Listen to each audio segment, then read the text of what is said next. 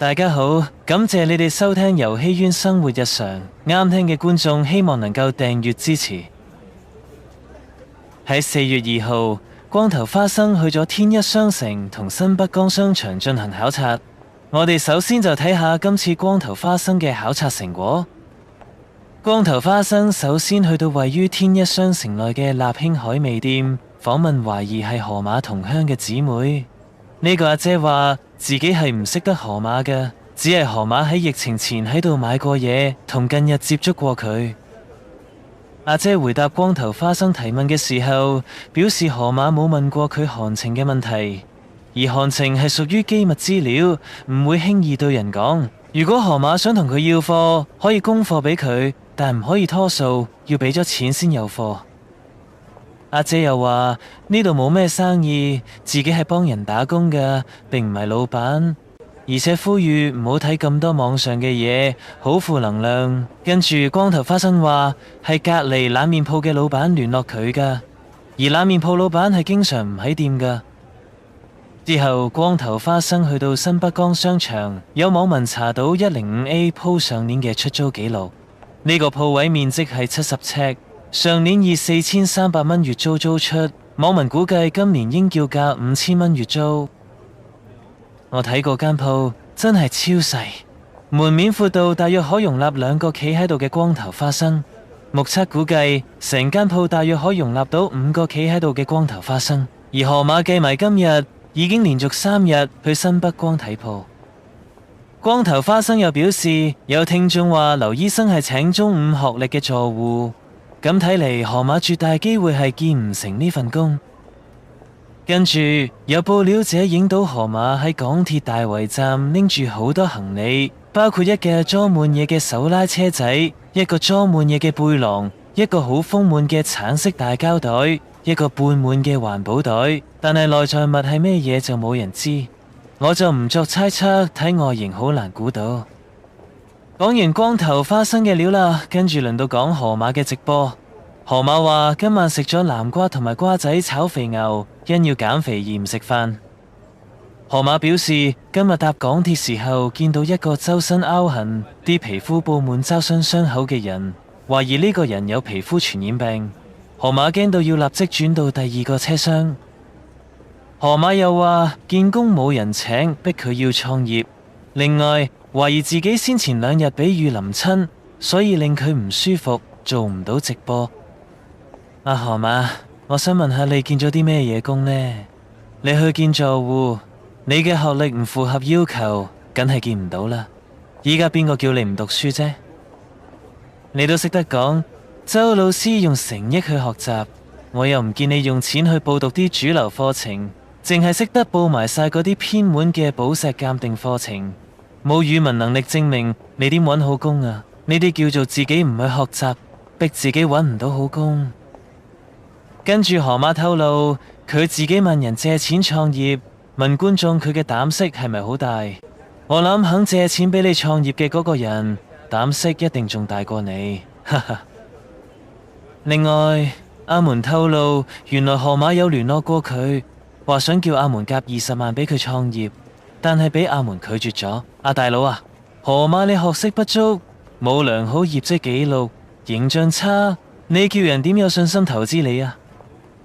除非決策權喺我手，我嘅股份佔51%，你要聽晒我話，就或者會考慮下投資你。咁到時你雖然係股東之一，但係就會變成我嘅奴隸。咁你想唔想咁啊？跟住河馬表示，如果佢創業成功，會搞抽獎活動，購物滿指定金額就可以參加抽獎，有1/5機會中獎，買幾多就送幾多。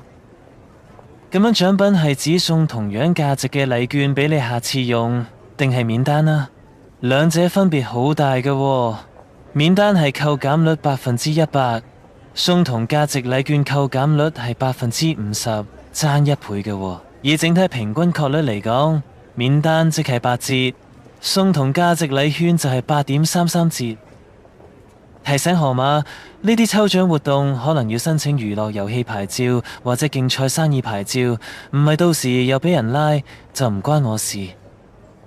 跟住河馬話心裏為一個人喊緊，已經叫呢一個人唔使黑網台話佢啲咩嘢都要嚟問佢，只要唔好信就得，下下都問會搞到佢精神緊張。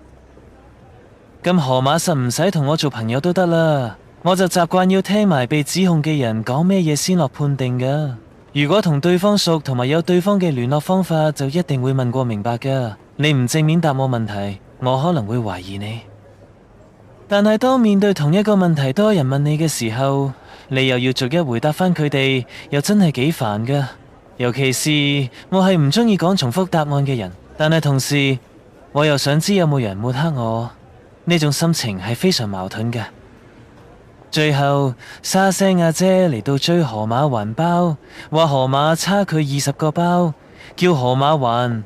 河馬就話嗰時只係食咗沙聲阿姐2個包，沙聲阿姐要佢還20個包，係勒索。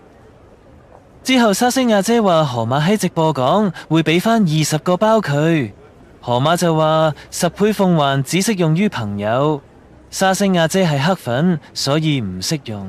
河馬又補充，如果沙聲阿姐當場食得晒20個包，就會還俾佢。之後河馬落播。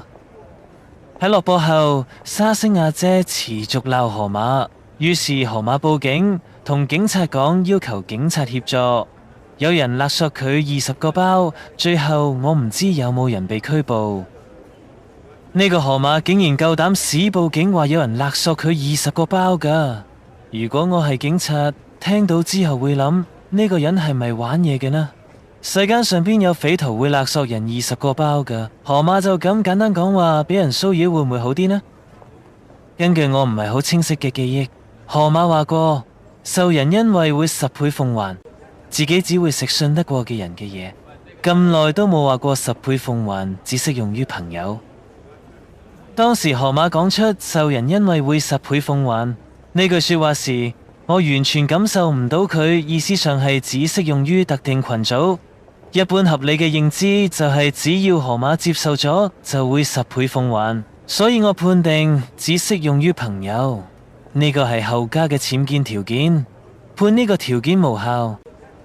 但係喺流馬車同沙聲阿姐追擊河馬嗰日，沙聲阿姐親口話過係唔使河馬還㗎，而沙聲阿姐冇話保留追究權利，所以呢度係沙聲阿姐反口，所以我最終判定河馬係無需還包俾沙聲阿姐。喺呢度睇到佢哋兩個都係反口嘅人，而喺事件睇出河馬係會為咗包裝自己而信口開河講大話，佢哋兩個我都唔撐。之後再有人影河馬，河馬問邊個派佢嚟嘅，係咪收咗人錢嚟影佢？呢個人就答係阿禮、阿平同阿門俾錢佢影河馬嘅，信唔信就由你啦，哈哈。好啦，今日嘅分享就嚟到呢度，感謝大家收聽。